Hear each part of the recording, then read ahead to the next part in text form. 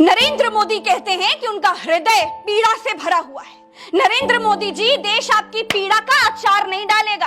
आपको पीड़ा से भरने के लिए नहीं चुना गया है, आपको एक्शन के लिए देश का प्रधानमंत्री बनाया गया है।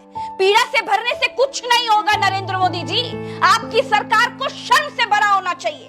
आपका हृदय क्रोध से भरा होता तो कल से आज तक मणिपुर के मुख्यमंत्री का इस्तीफा आप ले चुके होते। इतनी बड़ी, इतनी भयानक घटना पर आप बीरेन्द्र सिंह से इस्तीफा छीन लेते, लेकिन क्या हुआ? आपने कुछ नहीं किया, आप बस अपील कर रहे हैं। आपने अब तक बीरेन्द्र सिंह का इस्तीफा तक तो लिया नहीं है। अगर आपने पहले मणिपुर का मां बोला होता प्रधानमंत्री जी, तो आज मणिपुर की ये हालत नहीं होती। अगर आपने पहले मणिपुर का मां बोला होता तो इतिहास की सबसे घिनौनी, इतिहास की सबसे भयानक विभत्स घटना नहीं हुई होती। अगर आपने मणिपुर का मां बोला होता तो मणिपुर की मां के हिस्से ऐसा दुर्भाग्य भरे दिन नहीं आते। अगर आपने मणिपुर का मां बोला होता प्रधानमंत्री जी, तो मणिपुर जंगल राज ना बनता।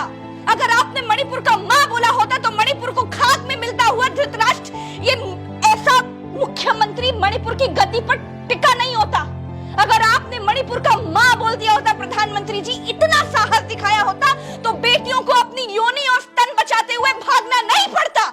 लेकिन आपने अपने अहंकार में, घमंड में मणिपुर का मां तक नहीं बोला। आपने अपने गुमान में मणिपुर को जलने दिया। आप देश घूमते रहते हैं, कई देश घूमते रहते हैं, फ्रांस, अमेरिका, न जाने कहां घुमाए, लेकिन अपने देश के मणिपुर का मां नहीं बोल पाए, अपने देश के मणिपुर जा नहीं पाए। क्यों नरेंद्र मोदी जी, क्यों? मैं आपसे पूछती हूँ, आपकी नाकामी, आपके अहंकार, आपकी अनदेखी की वजह से मणिपुर और मणिपुर की बेटियों की ये हालत हुई है प्रधानमंत्री जी।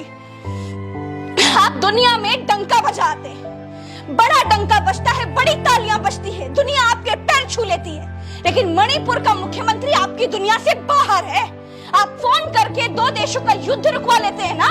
आप इतने बलशाली हैं, आप इतने शक्तिशाली हैं, लेकिन फिर भी अपने मुख्यमंत्री को फोन करके ना तो इस्तीफा ले पा रहे